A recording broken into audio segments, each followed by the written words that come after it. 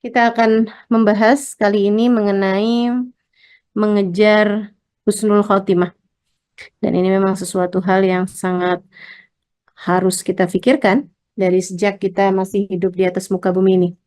Untuk itu sebelum dimulai kajiannya, saya akan meminta teman-teman semuanya untuk membaca suratul Fatihah.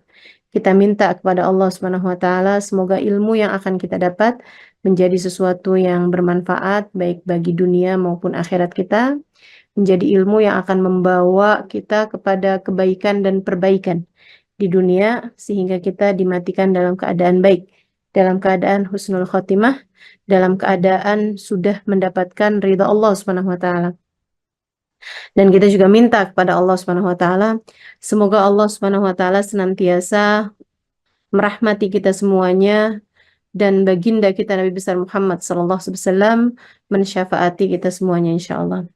Al-Fatihah biniyatin nafa' wal intifa' wal mudzakarah wat tadhkir ibtigha'a mardatih wa qurbih wa tawabih wa husnil khatimah ma'al lutfi wal afiyah wa salahil akibah wa ila hadratin Nabi Muhammad sallallahu alaihi wasallam wa alihi washabihi wa azwajihi wa dzurriyyati wa ahli baiti wa sallim jami'il anbiya wal mursalin wal qawni ajma'in wa nasusan sayyidina muhajirin Allahumma bin Isa faqil muqaddam wa bin ali ba'alawi Sayyidil Hayy Abdullah bin Abu Bakar al-Aidrus سيدنا الفخر الوجود أشياء بكر بن سالم سيد راتب عبد الله بن الحداد أحمد بن زلال شيبان وجميع سادتنا علي أبي علوي أجمعين إن الله يغفر لهم ويرحمهم ويعلي درجاتهم في الجنة وينفعنا ببركاتهم وأسرارهم وأنوارهم وعلومهم ونفحاتهم في الدين والدنيا والآخرة. الفاتحة.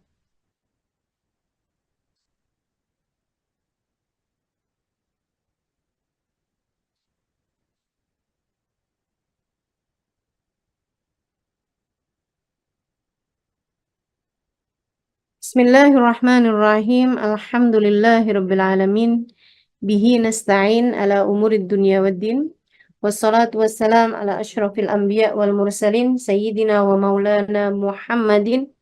Wa ala alihi wa sahbihi ajma'in. Subhanaka la ilma lana illa ma 'allamtana innaka antal alimul hakim. Rabbi shrah li sadri wa yassir li amri wahlul 'uqdatan min lisani yafqahu qawli. Amma ba'du.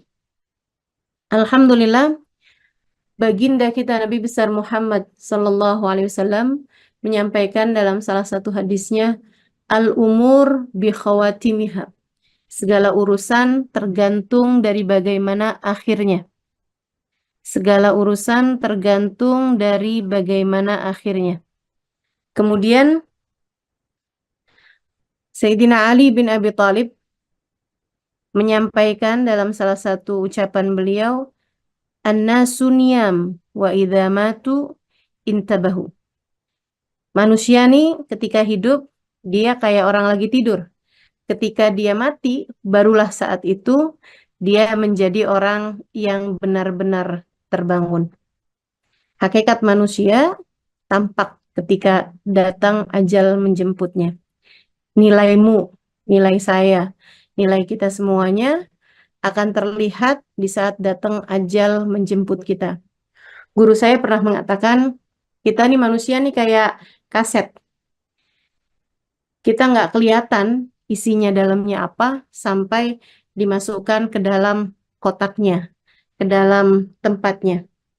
Sama halnya dengan kita manusia ini nggak ketahuan nilainya sampai kita dimasukkan ke dalam kotak kubur kita. Saat itulah kita benar-benar terlihat siapa sebenarnya hakikat kita. Saat datangnya ajal menjemput kita, saat itulah kita benar-benar tahu siapa sebenarnya diri-diri kita.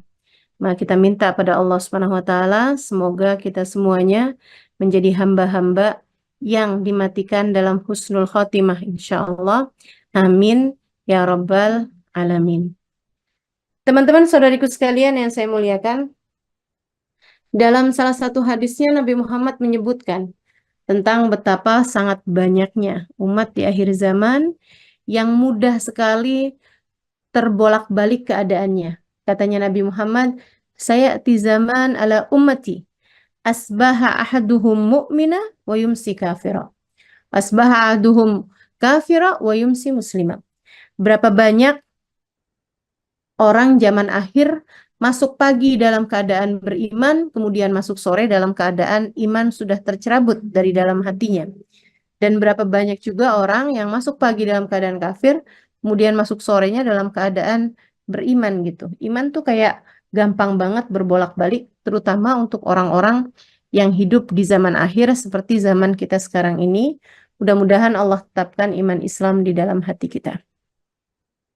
Saudaraku sekalian yang saya muliakan, bahkan dalam hadis panjang yang disampaikan oleh Nabi kita Muhammad alaihissalam tentang betapa sangat berbahayanya saat-saat kematian, saat datangnya khawatim atau khotimah gitu ya, akhir kehidupan kita, itu Nabi Muhammad menceritakan, wa innal insan la ya'mal bi amali ahlil jannah.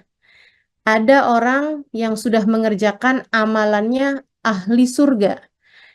Kemudian dia meninggal dunia, fayasbikuhu ajaluh. Akan tetapi dia keduluan sama takdirnya dia. Bahwa takdirnya dia adalah calon ahli neraka. Maka dia akan diakhiri hidupnya dengan keburukan, sehingga dia pun akan mati dalam keadaan su'ul khotimah. Kata Nabi begitu. Begitu pula sebaliknya. Wa innal insan la ya'mal bi'amali ahli nar. Fayasbikuhu fayasbikuhu qadaruh. Fayasbikuhu ajaluh. Ada juga orang-orang yang ngerjain amalan-amalan ahli neraka. Tapi dia kedahuluan sama catatan amal perbuatannya dia, sama ketetapan takdirnya dia, bahwa takdirnya dia akan mati dalam keadaan baik gitu. Maka kemudian dia pun mengakhiri kehidupannya dalam keadaan baik, dia pun mati dalam keadaan husnul khotimah, hingga di akhirat dia pun berada dalam keadaan yang membahagiakan. Dalam keadaan husnul khotimah. Jadi nih orang nih benar-benar kehidupannya tergantung dari bagaimana ia diakhiri, teman-teman. Walaupun ada orang misalnya yang kehidupannya baik, kalau matinya dalam keadaan su'ul khotimah atau naudzubillah matinya dalam keadaan kafir, maka dia pun akan tergolong di antara orang-orang kafir, gitu ya. Atau matinya dalam keadaan tidak baik, maka dia pun akan termasuk di antara mereka-mereka yang tidak baik. Sebaliknya juga, kalau ada orang, dia orang tidak baik gitu, tapi dia mengerjakan amalan-amalan yang baik-baik, maka dia termasuknya di antara orang-orang husnul khotimah, dan dia akan di akhirat nanti dikumpulkan bersama dengan orang-orang yang baik-baik gitu, yang soleh-soleh. Karena memang penting banget buat kita untuk selalu meminta kepada Allah Subhanahu wa taala dan untuk mengejar akhir kehidupan kita dalam keadaan semacam apa. Saya ingat banget ketika saya tinggal di kota Tarim, Hadramaut, Yaman, 4,5 tahun, sangat banyak sekali orang-orang yang ketika berjumpa, mereka minta didoakan. Sama halnya dengan orang di Indonesia juga suka minta doa kan gitu ya. Cuman bedanya ketika saya dapeti orang di Indonesia gitu, minta doa, Ustazah doain saya misalnya gitu. Kalau saya tanya gitu, minta didoain apa? Doain biar sehat. Atau doain biar cepat dapet jodoh.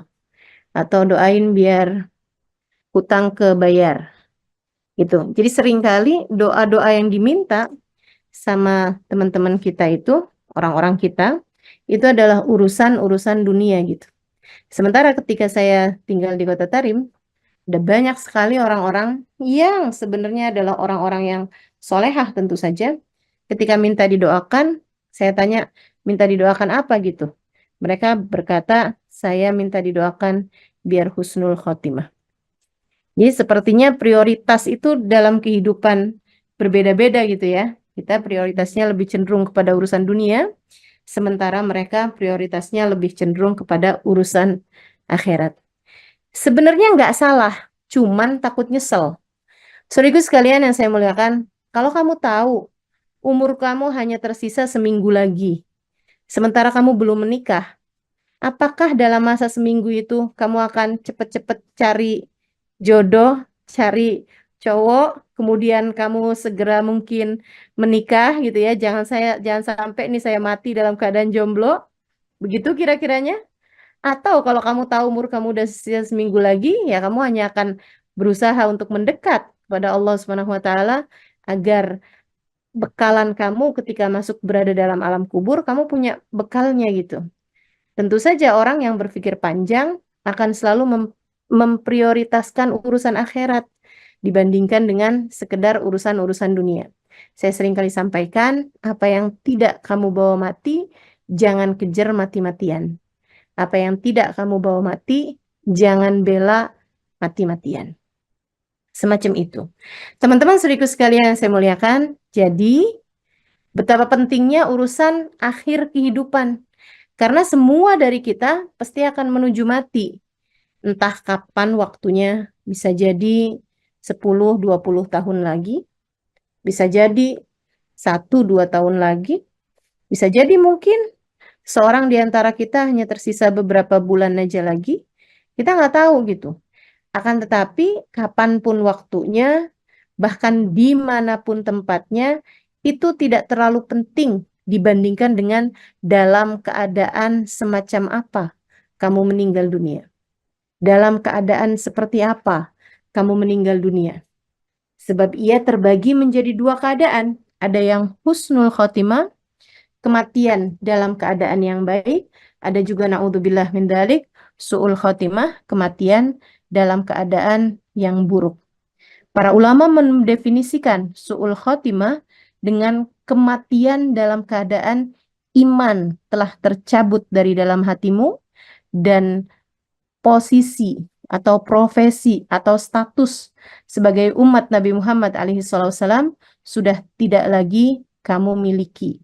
Artinya hati kamu sudah diangkat oleh Allah Subhanahu wa taala keimanannya, baik itu keimanan kepada Allah ataupun keimanan kepada baginda Nabi besar Muhammad sallallahu alaihi wasallam.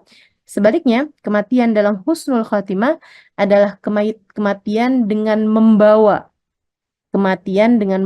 keimanan, kematian dengan membawa status sebagai umat baginda Nabi besar Muhammad sallallahu alaihi wasallam. Teman-teman saudaraku sekalian yang saya muliakan, karena sangat pentingnya akhir urusan ini ya, tentang kematian ini, orang kalau udah dimatikannya dalam keadaan su'ul khotimah, artinya nggak bawa iman, matinya nggak bawa iman, maka dia sudah bukan lagi jadi hambanya Allah gitu. Ya gimana mau dapat rahmatnya Allah yang dia juga nggak jadi hambanya Allah? Gimana dapat syafaat Nabi Muhammad jika bahkan saat kematiannya ia sudah bukan lagi umatnya Nabi besar Muhammad sallallahu alaihi wasallam. Dan kamu jangan ngerasa misalnya gitu kan, saya hidup sebagai hamba Allah, saya hidup sebagai umat Nabi Muhammad, nggak mungkin dong iman saya tercerabut dari dalam hati saya. Saya sholat selama ini, saya puasa selama ini, saya mengerjakan kewajiban-kewajiban saya kepada Allah Subhanahu wa taala selama ini. Bagaimana mungkin saya mati dalam keadaan tidak membawa iman? Teman-teman saudaraku sekalian yang saya muliakan, Abu Dzar Al-Ghifari alaih ridwanullah, Abu Dzar Al-Ghifari, seorang sahabat baginda kita Nabi besar Muhammad sallallahu alaihi wasallam, beliau menyampaikan dengan diawali sumpah, wallahi thumma wallah ma amina rajulun min sulbil iman illa wasulib. Wallahi thumma wallah ma amina rajulun min sulbil iman illa wasulib. Sungguh demi Allah, kata beliau, tidaklah seseorang merasa aman dari tercabutnya iman kecuali dia akan tercabut imannya. Artinya bahwa kematian dengan membawa iman bukan sesuatu hal yang mudah. Haruslah menjadi sesuatu hal yang kita kejar. Haruslah menjadi sesuatu hal yang kita berusaha untuk meraihnya, teman-teman saudaraku sekalian. Jangan sampai kita tidak mendapatkan kematian dalam keadaan husnul khotimah. Dan gak semua orang mendapatkannya. Tidak semua orang mendapatkannya. Ada banyak sekali orang-orang. Kata guru saya, Sayyidil Habib Umar bin Hafid, ada banyak orang-orang hidup di antara umat Islam, mati di antara umat Islam, disolatkan dengan cara solatnya orang Islam, dikafani dengan kafannya orang Islam, dikuburkan di pekuburan orang Islam, akan tetapi di akhirat nanti mereka tidak tergolong di antara orang-orang Islam sebab iman sudah tercerabut dari dalam hatinya sebelum nafasnya keluar dari tenggorokan. Orang-orang kirain dia orang Islam, padahal dia tidak mukmin di sisi Allah Subhanahu wa taala, jalla jalaluhu wa ta'ala azamatuh. Apa sebabnya sampai iman dicabut Allah Subhanahu wa taala dari dalam hatinya? Ada banyak. Bisa jadi karena dosa-dosa yang telah dia lakukan, bisa jadi karena di hatinya terdapat kebencian terhadap orang-orang yang tercinta di sisi Allah, atau misalnya bisa jadi karena sebab kedurhakaan, bisa jadi juga karena dia meremehkan salah satu syariat Islam, bisa jadi juga karena dia tidak menghargai ajaran-ajaran Islam dan seterusnya dan seterusnya. Namun yang utamanya adalah siapa yang Allah Subhanahu wa taala tidak menginginkannya sebagai hambanya, Allah akan mencabut iman dari dalam hamba tersebut. Iman ini adalah sebuah amanat, teman-teman. Iman ini adalah sebuah titipan dari Allah Subhanahu wa taala. Ketika Allah lihat kamu tidak bisa menjaga amanat tersebut, dengan mudah Allah Subhanahu wa taala dapat mencabutnya kembali darimu. Mudah-mudahan Allah menetapkan iman Islam di dalam hati kita insya Allah. Amin ya rabbal alamin. Teman-teman sedikit sekalian yang saya muliakan, bahkan Sayyidina Umar bin Khattab merasa takut dari kematian dalam su'ul khotimah. Merasa takut bahwa di sisi Allah beliau dianggap sebagai bukan mukmin. Bahkan yang sekelas Sayyidina Umar bin Khattab merasa takut bahwasanya jangan-jangan selama ini saya di hadapan Allah bukanlah seorang mukmin. Jangan-jangan selama ini Allah Subhanahu wa taala telah menganggap saya sebagai orang munafik yang mempertontonkan keimanan secara dari luar sementara dalam hati busuk karena tidak adanya cinta kepada Allah Subhanahu wa taala ataupun kepada Nabi Muhammad alaihi wasallam. Nabi Muhammad itu dulu punya seorang sahabat yang menjadi sahib sir Rasulillah sebagai seorang yang memegang rahasianya Nabi Muhammad alaihi wasallam. Dulunya di awal-awal Islam, Nabi Muhammad itu em, Nabi Muhammad Shallallahu Alaihi Wasallam itu ngasih tahu gitu kalau ada orang mukmin atau ada orang em, dulunya di awal-awal Islam itu kita boleh untuk mensolati orang munafik gitu ya. Kalau yang awal dia kelihatannya itu em, Islam, walaupun aslinya munafik tuh boleh disolatin kalau dia meninggal dunia. Itu awalnya. Sampai kemudian Allah melarang Nabi Muhammad untuk mensolati seseorang yang memang dia itu adalah seorang yang munafik gitu. Allah melarang dengan firman-Nya la tusolli alaihim gitu ya. Janganlah kamu mensolati mereka wahai Nabi Muhammad. Istaghfarta lahum aw la tastaghfir lahum la yaghfirallahu lahum. Kamu mau istighfar buat mereka atau kamu nggak istighfarin buat mereka, kamu mohonkan ampun buat mereka atau tidak, Allah tidak akan pernah mengampuni mereka karena memang mereka sejatinya adalah orang-orang yang munafik gitu. Sejak hari itu orang-orang tuh kalau misalnya mau tahu gitu, dia itu munafik atau nggak munafik, mereka ngelihat dari sholatnya Nabi besar Muhammad Sallallahu Alaihi Wasallam. Kalau ada orang pengen tahu orang itu munafik atau nggak munafik, nyari tahu dari sholatnya Nabi Muhammad SAW. Kalau dia meninggal, Nabi nyolatin apa enggak gitu. Kalau Nabi nyolatin berarti dia mukmin. Kalau Nabi nggak nyolatin, ada kemungkinan dia adalah orang munafik. Nah, ketika Nabi Muhammad SAW sudah meninggal dunia, orang taunya orang itu munafik atau tidak dari sholatnya Hudzaifah bin Yaman. Hudzaifah bin Yaman ini adalah seseorang yang disebut sebagai pemegang rahasianya Nabi Muhammad. Jadi Nabi itu ngasih tahu orang itu munafik, orang itu mukmin beneran, orang itu munafik loh, hati-hati. Itu Nabi Muhammad menyebutkannya kepada Hudzaifah bin Yaman. Beberapa hari sesudah wafatnya Nabi Muhammad alaihissalam, Sayyidina Umar bin Khattab datang ke rumah Hudzaifah bin Yaman sambil em, sambil membuat ridanya itu sampai ke tanah gitu, sampai ngengser ke tanah. Artinya beliau dalam keadaan tergesa-gesa, beliau dalam keadaan yang tidak siap untuk keluar, beliau dalam keadaan yang panik gitu. Sampai kayak keluar sambil nyeret ridanya gitu. Sampai datanglah, nyampelah beliau ke rumahnya Hudzaifah bin Yaman dengan mata yang sembab karena kebanyakan menangis karena ketakutan dengan suara yang parau. Sayyidina Umar bin Khattab menyampaikan kepada Hudzaifah bin Yaman, "Ya Hudzaifah, as'aluka billah. Wahai Hudzaifah, aku mohon kepadamu dengan nama Allah." Kenapa beliau menyebutkan cara meminta seperti itu, kumohon kepadamu dengan nama Allah. Sebab orang tuh kalau memohon dengan nama Allah nggak boleh ditolak. Kalau ditolak, si yang memohon itu dia wajib puasa gitu. Dia wajib puasa. Puasa qasam namanya. Puasa sumpah. Nah, Sayyidina Umar bin Khattab mengatakan kepada Hudzaifah bin Yaman, puasa qasam itu 3 hari ya. Dia bilang, As'aluk billah ya Hudzaifah. Aku mohon kepadamu dengan nama Allah, wahai Hudzaifah. Hal addanir Rasul anni minal munafikin. Apakah Nabi Muhammad pernah menyebutku sebagai salah satu dari orang-orang munafik? Jadi dari begitu sangat em, Haris itu ya sangat ingin tahu gitu Sayyidina Umar, sangat galau Sayyidina Umar dengan keimanannya di hadapan Allah Subhanahu wa taala, dan beliau curiga terhadap keadaan dirinya sendiri. Ini kok hati kalau dibawa kebaikan kok berat. Ini kok hati kok masih ada begininya nih. Padahal kita semuanya tahu seperti apa kebaikannya Sayyidina Umar, teman-teman saudara sekalian, yang sampai baginda Nabi Muhammad SAW pernah menyebutkan namanya sebagai calon-calon penghuni surga. 10 orang disebutkan oleh Nabi Muhammad SAW sebagai calon peraih surganya Allah Subhanahu wa taala. Abu Bakar anta fil jannah, Umar bin Khattab anta fil jannah, Uthman bin Affan anta fil jannah, Ali bin Abi Thalib anta fil jannah, Zubair bin Al-Awwam anta fil jannah, Abdurrahman bin Auf anta fil jannah. Ada 10 orang disebutkan oleh baginda kita Nabi besar Muhammad alaihi wasallam gitu ya, disebutkan bahwa kalian adalah calon penghuni surga, kalian adalah ahli surga.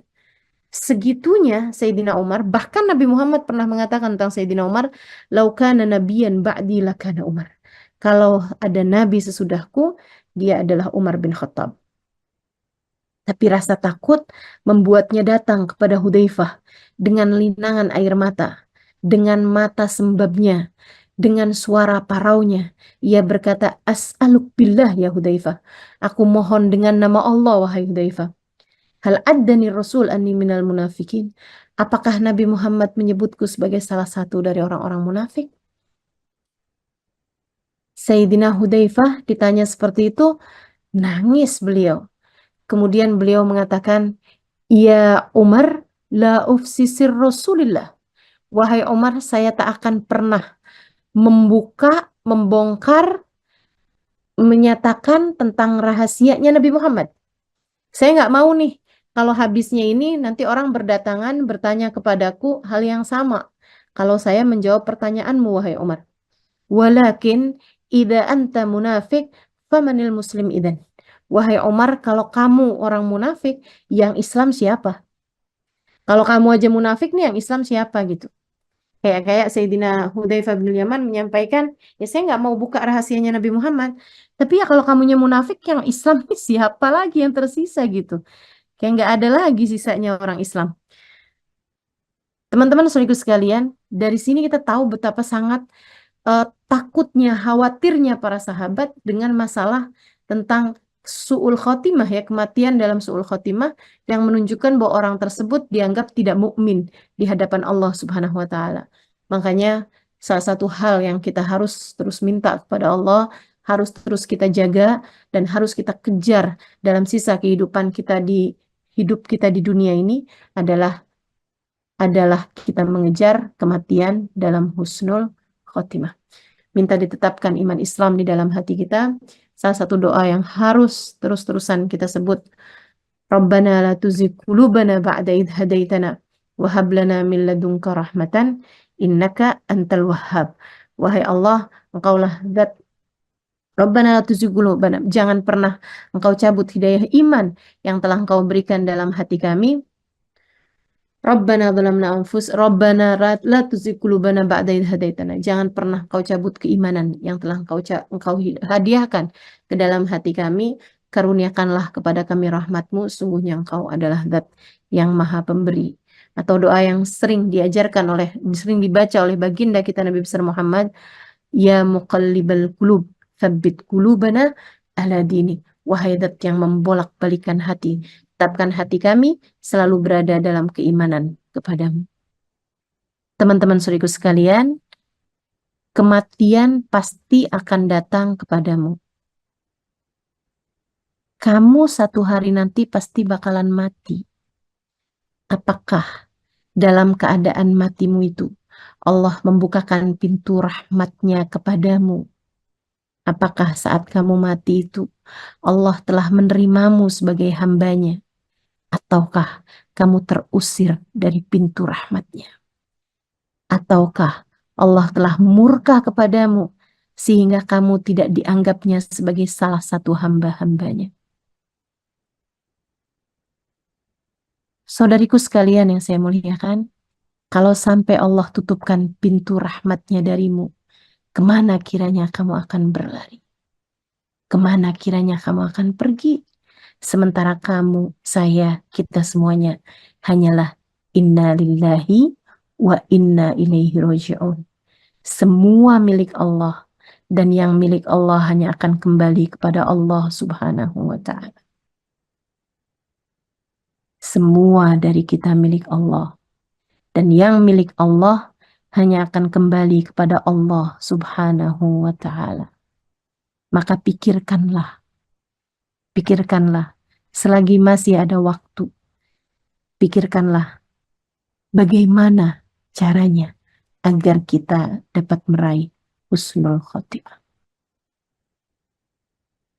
Teman-teman saudaraku sekalian, saya ada tuliskan atau sudah saya simpulkan ada sekurangnya 4 hal yang dapat kamu lakukan agar mudah-mudahan Allah Subhanahu wa Ta'ala menjadikan akhir kehidupanmu, akhir kehidupan saya, akhir kehidupan kita semuanya semoga meraih husnul khotimah insya Allah. Mudah-mudahan semuanya dimatikan dalam keadaan yang baik, ditetapkan iman Islam di dalam hati kita sampai Allah Subhanahu wa Ta'ala menerima kita dengan penuh keridhoannya. Yang pertama, kama ta'ish tamut. Pepatah Arab menyampaikan, hiduplah kamu dengan cara kamu ingin dimatikan. Hiduplah kamu dengan cara kamu ingin dimatikan. Kalau kamu ingin meninggal dunia dalam keadaan taat kepada Allah, maka hiduplah dalam keadaan taat. Kalau kamu ingin meninggal dunia dalam keadaan sholat misalnya, maka cintailah sholat dan sering-seringlah melakukannya. Kalau kamu ingin dimatikan dalam keadaan hatimu penuh cinta kepada Sayyidina Muhammad Sallallahu Alaihi Wasallam sebagai manusia paling terkasih di sisi Allah Subhanahu Wa Taala, maka berusahalah agar hidupmu punya cinta yang besar kepada baginda Nabi besar Muhammad Sallallahu Alaihi Wasallam, sebab seperti mana yang tadi telah saya sampaikan, sebagaimana kamu hidup seperti itu pula lah kamu akan mati. Kalau kamu ingin meninggal dunia dalam keadaan yang baik, maka tetapilah kebaikan-kebaikan.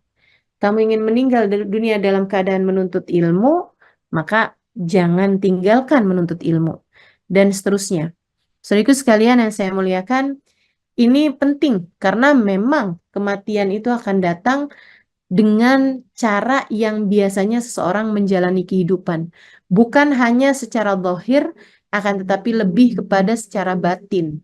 Hatimu ada di mana, maka akan seperti itulah keadaanmu di saat mati nanti. Kalau hatimu selama ini hanya mengejar dunia terus-terusan, otakmu kalau dibuka isinya hanya angka-angka, isinya hanya berapa saldo yang kamu punya dalam rekeningmu, isinya hanya nambah uang berapa, berkurang uang berapa, isinya hanya kamu kepengen punya ini, kamu kepengen punya itu, isinya hanya sekedar angka-angka yang terus-terusan di dalam pikiranmu itu, bahkan ketika kamu sholat, urusannya adalah biar rezeki saya lancar. Ketika kamu baca Quran, urusannya adalah biar saya cepat dapat uang, misalnya gitu. Ketika kamu mengerjakan sholat duha, misalnya, pengen biar cepat dapat mobil, misalnya, cepat pengen punya rumah sendiri, misalnya, hanya berisi harta dunia, hati kamu hanya berisi harta dunia, maka jangan salahkan siapa-siapa. Di saat kamu meninggal dunia, hatimu masih belum selesai dari dunia dan hanya terisi dengan urusan-urusan dunia. Tidak ada rahmat Allah Subhanahu wa Ta'ala menantimu pada saat itu. Dan dunia yang kamu perjuangkan sampai sedemikian rupa, tak ada sedikit pun yang kamu bawa.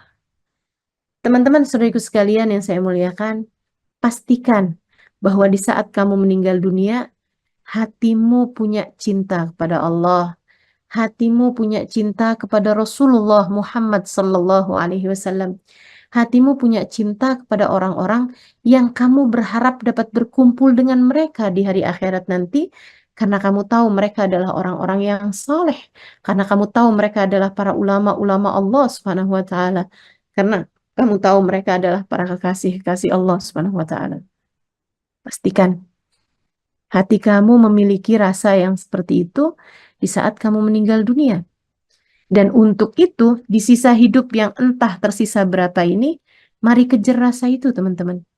Tanyakan dalam hatimu, adakah ia sudah mencintai Nabi Muhammad? Karena sering saya sampaikan kepada teman-teman dimanapun dalam kajian-kajian, jangan berani mati tanpa bawa cinta kepada Nabi.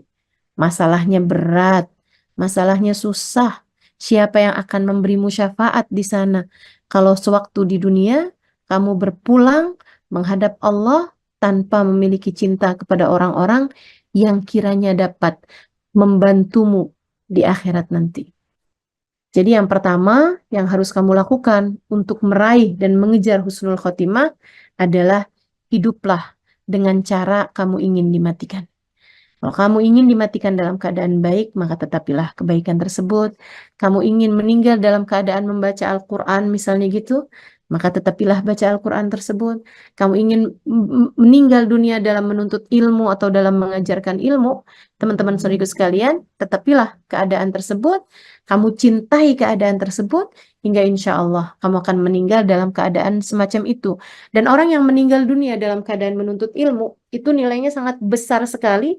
Kata Nabi kita Muhammad alaihissalam, man mata wa huwa fi talabil ilm, laisa baini wa bainahu illa darajatun nubuwah. Siapa yang meninggal dunia, sedangkan dia masih dalam proses menuntut ilmu, sedangkan dia sedang dalam keadaan menuntut ilmu, maka dia denganku hanya terpaut kenabian. Artinya dia akan berkumpul dengan Nabi Muhammad SAW. Hanya saja perbedaannya adalah Nabi adalah seorang Nabi sementara dia bukan gitu. Subhanallah teman-teman, itu sebabnya banyak sekali di antara para ulama yang ketika mereka tahu mereka sedang berada dalam keadaan naza, sedang berada dalam sakaratul maut, mereka minta dibacakan kitab. Atau mereka akan membaca kitab. Atau mereka akan minta seseorang untuk membacakan kitab sehingga beliau meninggal dunia dalam keadaan sedang menuntut ilmu. Karena berharap hadis yang telah saya sampaikan itu tadi. Ada banyak orang-orang yang meninggal dunia dalam keadaan yang sangat-sangat baik. Dan beberapa di antaranya saya menemuinya. Saya berjumpa dengannya.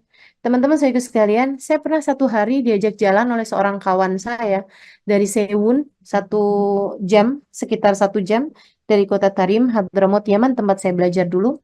Kemudian dia membawa saya ke rumahnya. Rumahnya rumah-rumah besar ala-ala di negeri Arab itu ya. Kemudian saya dibawa, itu termasuk salah satu dari jenis keramahan orang Arab. Orang Arab tuh salah satu bentuk keramahannya adalah kita kalau bertamu di rumah mereka, dibawanya kita lihat, oh ini dapur saya, ini kamar saya, ini ditunjukkan gitu. Sampai kemudian dia membawa saya naik ke atas lantai atas, kemudian dia membukakan satu kamar, dia bilang ini kamar ibu saya. Saya lihat di situ kayak nggak banyak berubah, kamarnya itu sangat usang, sangat lama barang-barangnya gitu. Terus dia bilang, ini kamar terutama yang tempat sholat itu saya nggak akan pernah rubah. Sebab saya mendapati ibu saya sedang sujud di sana ketika beliau meninggal dunia. Saya tanya, apa yang sering didoakan ibumu sebelumnya sampai dimatikan dalam keadaan meninggal dunia, dalam keadaan sedang sujud seperti itu? Dia bilang, ibu saya sangat cinta sholat. Ibu saya sangat senang sholat. Kayak menurut beliau tuh kehidupannya yang paling nikmat adalah saat beliau sholat gitu. Dan selalu saja minta untuk Allah SWT mematikannya dalam keadaan sholat. Dan subhanallah, dia bilang, saya mendapati ibu saya meninggal dunia dalam keadaan sedang sujud. di tempat sholat tersebut, karenanya saya tidak pernah ubah-ubah posisi sejadahnya yang ada di situ, nggak pernah diubah-ubah untuk mengingatkan dirinya tentang kamu mau kematian yang seperti apa yang kamu inginkan. Dalam buku Bidadari Bumi yang pertama, saya ada menceritakan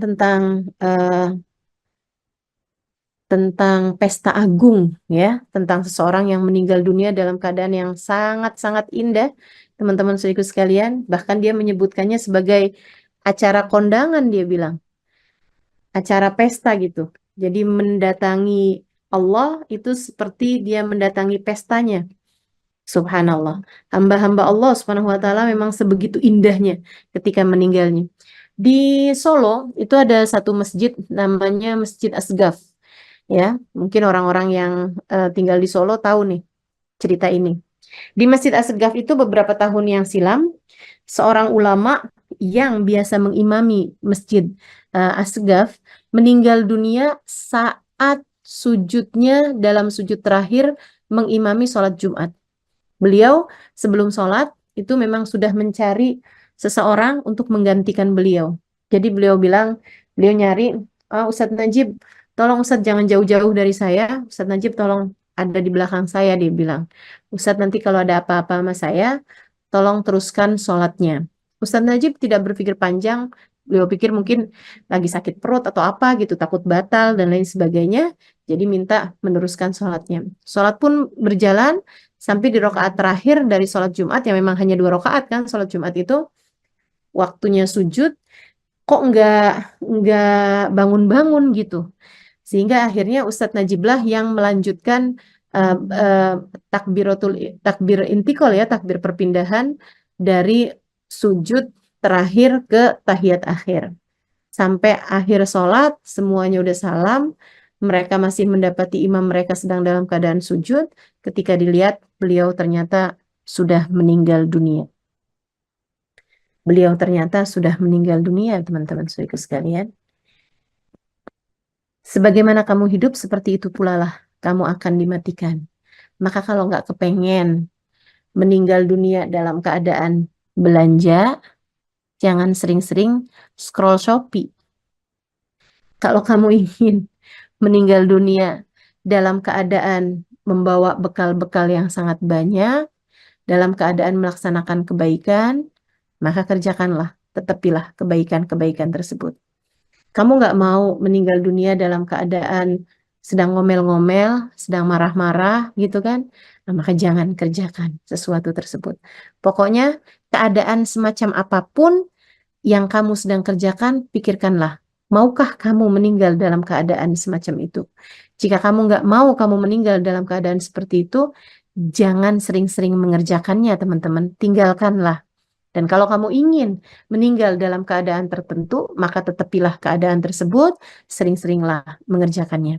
Itu nomor 1. Kemudian yang nomor 2, kalau kamu ingin mengejar husnul khotimah dan tentu saja mendapatkan keridhaan Allah Subhanahu wa taala, taubatilah dosa-dosa dan tinggalkanlah dosa-dosa. Jangan biarkan dosa-dosa itu tetap ada dalam catatan amal perbuatanmu. Jangan sampai kamu kemudian meninggal dunia dalam keadaan susah disebabkan karena tersangkut dosa yang belum kamu taubati tersebut. Saya ingat sebuah kisah yang pernah disampaikan oleh guru kami, Sayyidil Habib Umar bin Hafid, mengenai seorang pemuda. Jadi ada seorang pemuda umur 20-an tahun gitu ya, ketika ada seorang perempuan nyari-nyari kamar mandi. Di depan rumah dia itu ada perempuan lewat nyari-nyari kamar mandi. Ainal hammam, dia bilang. Di mana nih kamar mandi? Ada yang punya kamar mandi gak gitu. Nah, laki-laki ini kebetulan punya kamar mandi di saat zaman itu tuh masih belum banyak orang punya kamar mandi di dalam rumah mereka. Akhirnya laki-laki itu pun mempersilahkan perempuan itu untuk masuk ke dalam, dan ternyata perempuan ini adalah perempuan yang kurang pandai menjaga diri. Dia segera melepaskan cadarnya, dia melepaskan kerudungnya, di hadapan laki-laki itu gitu ya. Jadi rupanya dia nutup aurat itu bukan karena menjaga agamanya, akan tetapi ya cuman karena mengikuti tradisi dan kebiasaan orang-orang di daerahnya aja gitu. Nah, abisnya gitu dia langsung buka-buka bajunya gitu, sampai ya tentu saja masih ada sisa baju ya yang dia pakai kayak baju dalemannya gitu, kayak baju daster gitu kan, yang dia kemudian masuk ke dalam kamar mandi dalam keadaan semacam itu, baju-baju ditaruh di luar gitu.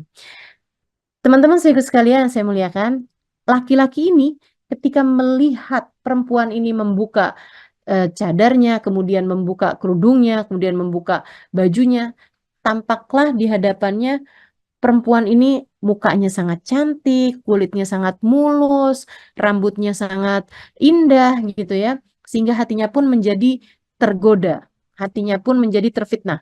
Dia pun kemudian menutup-nutupi semua pintu rumahnya yang kebetulan memang saat itu dia sedang sendirian di dalam rumahnya gitu. Dia tutup-tutupin jendela-jendelanya, kemudian dia rapi-rapikan baju perempuan ini gitu ya. Begitu perempuannya keluar, dia pun menggodanya, mengajaknya untuk berzina. Teman-teman saya sekalian, si perempuan ini ternyata juga bukan perempuan soleha, seperti yang tadi saya sampaikan. Kalau dia perempuan soleha, tentu dia nggak akan buka-buka baju di hadapan laki-laki ini kan gitu. Nah, karena dia bukan perempuan soleha, dia adalah perempuan yang kayaknya memang iya biasa dengan laki-laki gitu kan.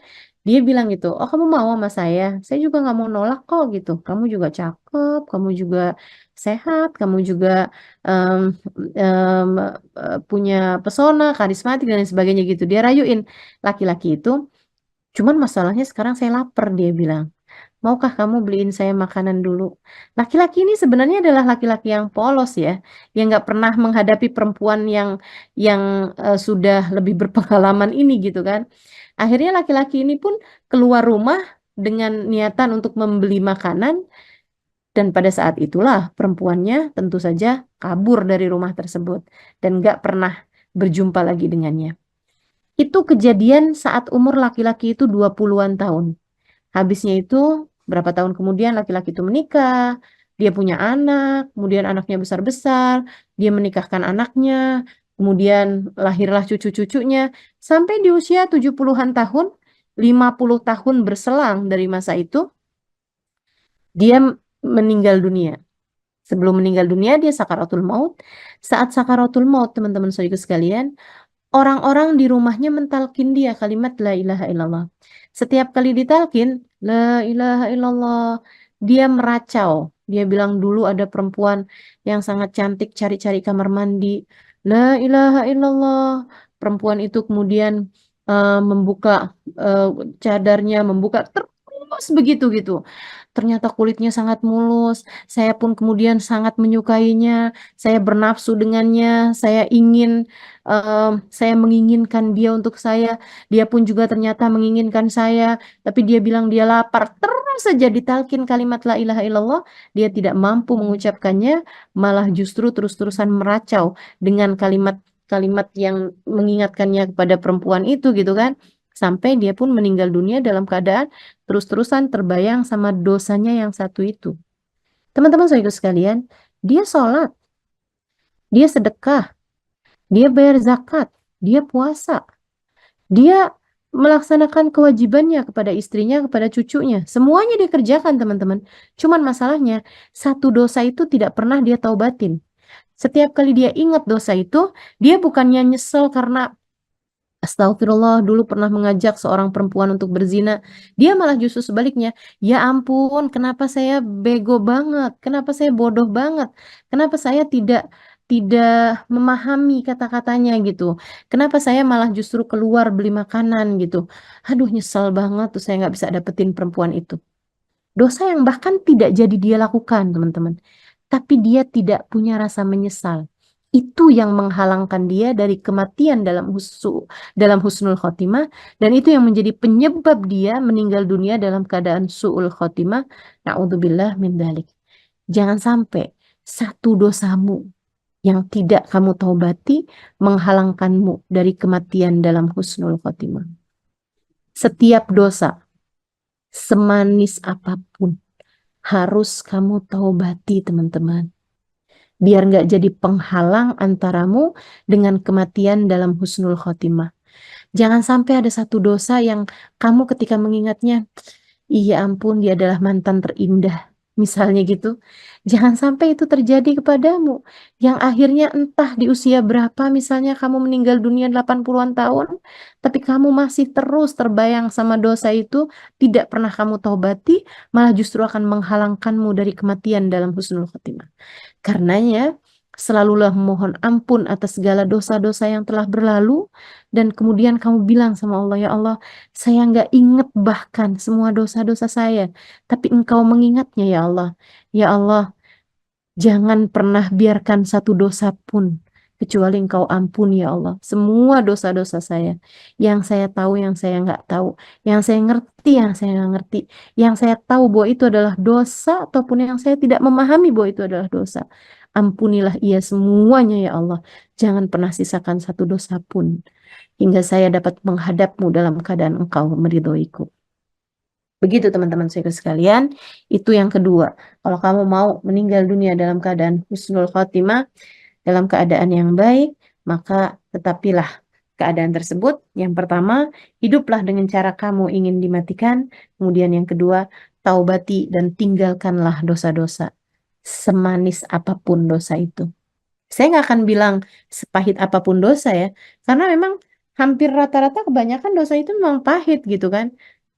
Tapi kadang-kadang itu ada orang-orang yang mengingat dosa dalam keadaan kayak manis banget gitu. Apalagi zaman-zaman sekarang. Kayak mantan terindah gitu kan. Dengan bangga dia cerita, dulu mama pernah tuh cerita sama anaknya. Atau kadang bahkan sama cucunya. Ih dulu nak, tempat ini nih sebelum jadi supermarket nih, dia bioskop nih nak. Mama pernah pacaran dulu di tempat ini. Astagfirullah, dengan bangganya kamu menyebutkan dosa tersebut. Jangan sampai itu terjadi, teman-teman. Sebab bisa jadi dosa yang kamu banggakan itu justru akan menjadi penghalang antaramu dengan kematian dalam husnul khatimah. Kemudian yang ketiga, sekali lagi ini ada 4 ya.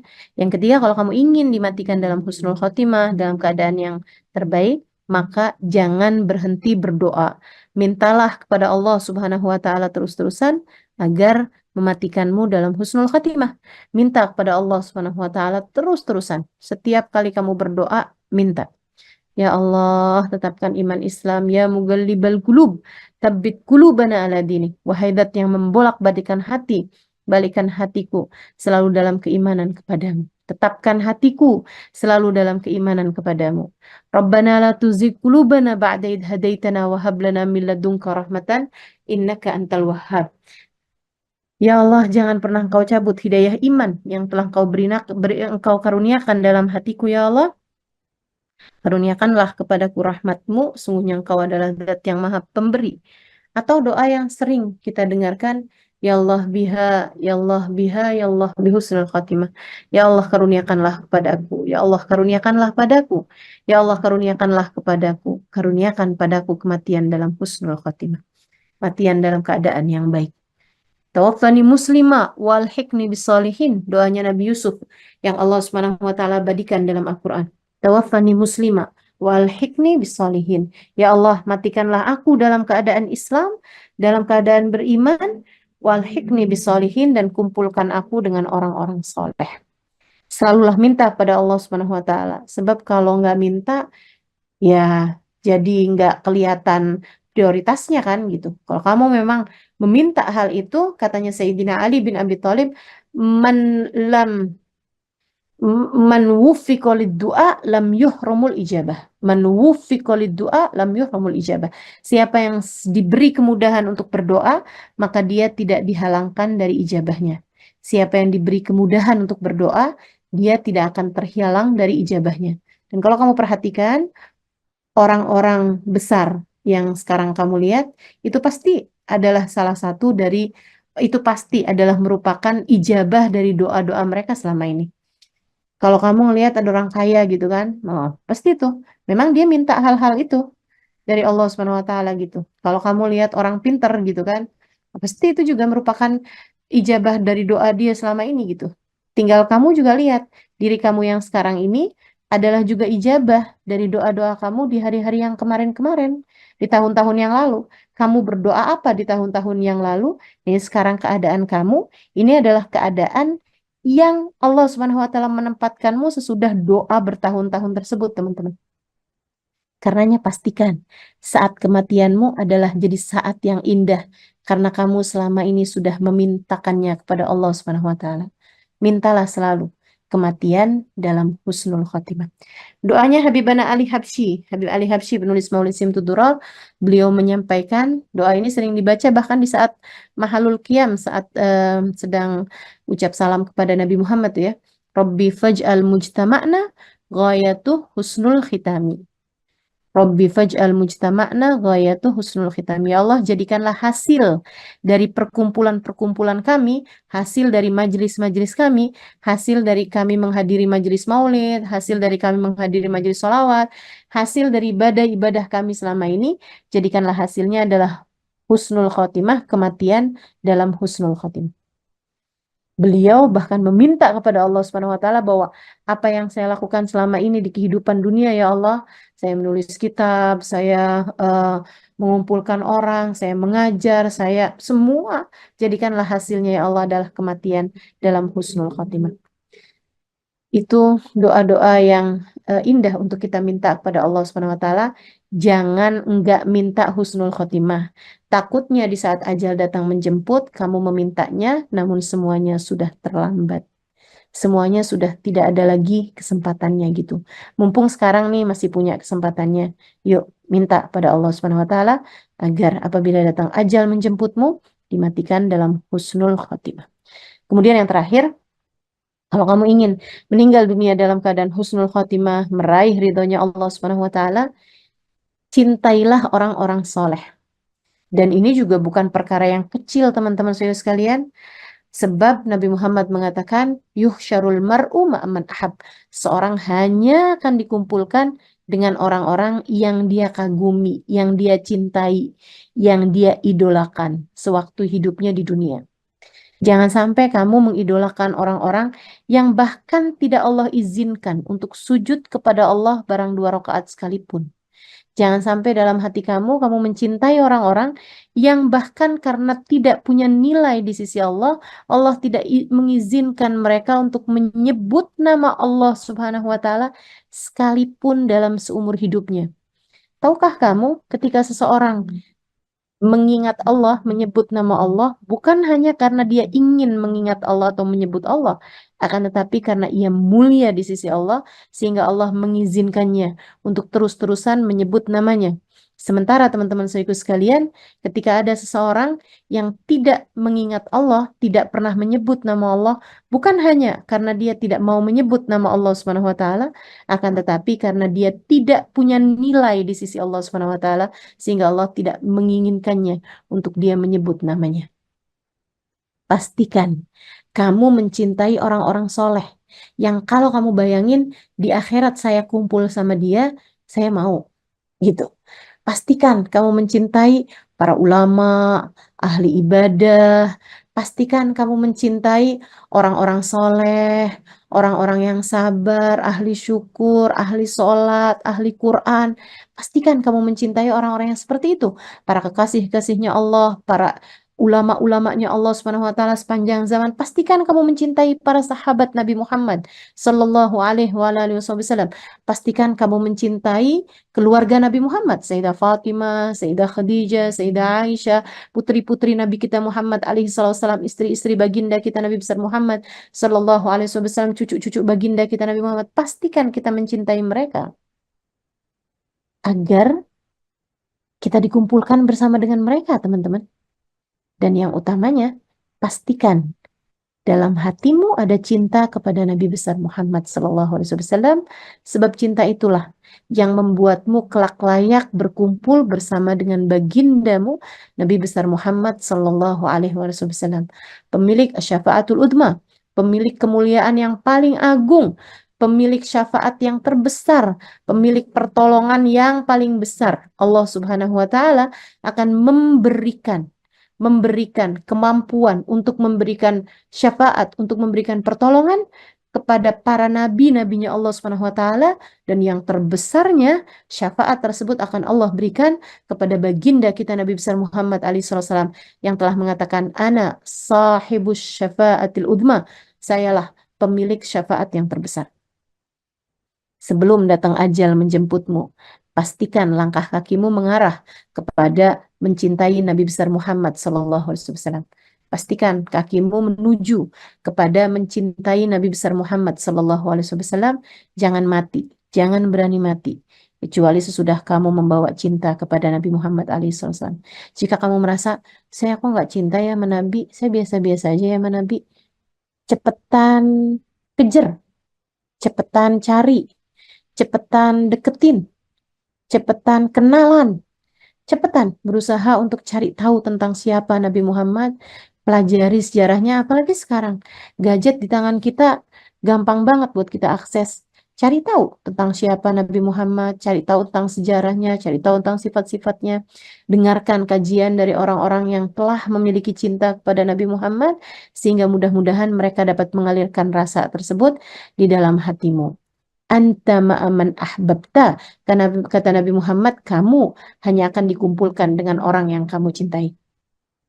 Guru saya Sayyidil Habib Umar bin Hafid mengatakan, andai seseorang tawaf di Ka'bah, kemudian dia mati di Ka'bah, dia tidak akan dikumpulkan kecuali dengan orang yang dia cintai. Kalau hatinya cintanya kepada orang Yahudi misalnya, kalau hatinya cintanya kepada orang-orang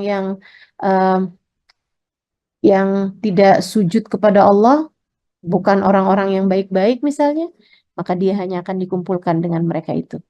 Mudah-mudahan Allah Subhanahu wa taala selalu menjaga kita sehingga kita selalu berada dalam jalannya dan kita semuanya dikaruniai keempat hal ini sehingga tidak meninggal kita kecuali dalam husnul khotimah, yaitu kita hidup dalam keadaan baik, kita meninggalkan dan mentaubati dosa-dosa kita, meninggalkan hal-hal yang dilarang Allah Subhanahu wa taala, kemudian kita selalu berdoa meminta kematian dalam husnul khotimah dan kita mencintai orang-orang soleh sehingga di akhirat nanti kita mudah-mudahan mendapatkan syafaat mereka selain daripada mendapatkan rahmat Allah Subhanahu wa taala dan mendapatkan keridhaan Allah Subhanahu wa taala.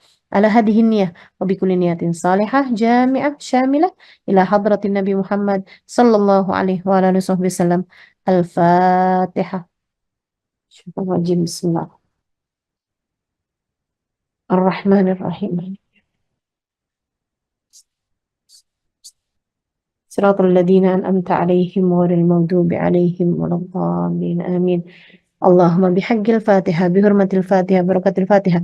تفتح لنا أبواب الخير، تعاملنا معاملة أهل الخير، تكفينا من جميع الفتن والمهن بؤس وضير، إنك ولي كل خير متفضل بكل خير برحمتك يا أرحم الراحمين. اللهم إنا نسألك زيادة في الدين، بركة في الأمور، وصحة في الجسد، وسعة في الرزق، وتوبة قبل الموت، وشهادة عند الموت، ومغفرة بعد الموت، وعفوا عند الحساب، وأمانا من العذاب، ونصيبا من الجنة، ورزقنا النظر إلى وجهك الكريم. يا مقلب القلوب ثبت قلوبنا على دينك، يا محول الأحوال حول حالنا إلى أحسن الحال، وعافنا من أحوال أهل الضلال وفعل الجهال. اللهم إنا نسألك حسن الخاتم عند الموت، ربي فاجعل مجتمعنا غاية حسن الختام، واعتنا ما قد سألنا من عطاياك الجسام، واكرم الأرواح منا بلقاء خير الأنام، وابلغ المختار عنا من صلاة وسلام. ربنا آتنا في الدنيا حسنة وفي الآخرة حسنة وقنا عذاب النار، بفضل سبحان ربك رب العزة أما يصفون، وسلام على المرسلين، والحمد لله رب العالمين. Taqabbalallah minna wa minkum, taqabbal ya karim. Mudah-mudahan bermanfaat, kurang lebihnya mohon maaf. Billahi taufiq wal hidayah wal afu minkum. Assalamualaikum warahmatullahi wabarakatuh.